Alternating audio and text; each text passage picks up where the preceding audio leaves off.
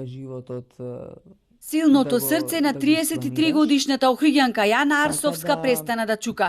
Замина нашата Јана, која 5 години лавовски се бореше со многу агресивен и многу редок вид на рак. Таа без малку една година се виеше од неподносливи болки и без потребната терапија деновите ги поминуваше во постела помеѓу 4 ѕида. Помина низ 2 трансплантации на матични клетки, многу хемотерапии, зрачења, но болеста се уште не поминуваше.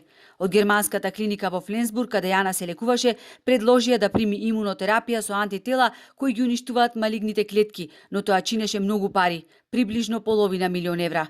Навидум звучеше поразително, но животот на Јана немаше цена за незините најблиски и за сите племенити луѓе кои несебично помагаа. Семејството успеа да пронајде институт во Њујорк кој се занимава со лекување на пациенти кои боледуваат од истата болест како Јана и од каде ги упатија да се обратат во соодветна клиника во Барселона каде лекувањето чини 213.500 евра. За Јана секој ден беше скапоцен. Таа требаше да биде на клиниката во Барселона на 15 септември, но семејството не успеа толку бргу да ја собере потребната сума на пари, бидејќи Фондот за здравство одби да одобри средства за да продолжи лекувањето на Јана. Таа водеше и правна битка против здравствениот систем по одбивањето на незиното барање за соодветно лекување и нега на товар на државата.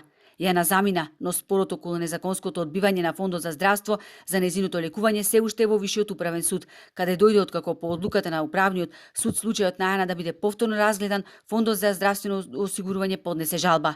Веста за смртта на Јана е потресе целата македонска јавност. Гневот и лутината на социјалните мрежи не стивнуваат. Безнадежно, жално и ужасно. Умираат луѓе чекајќи лек во систем кој се распаѓа и гние, без вредности, без чувства. Каква бедоти од држава сме ние? Зарем имаат душа ова да го прават? Македонијо, ти си голем срам. Ова се дел од коментарите на социјалните мрежи.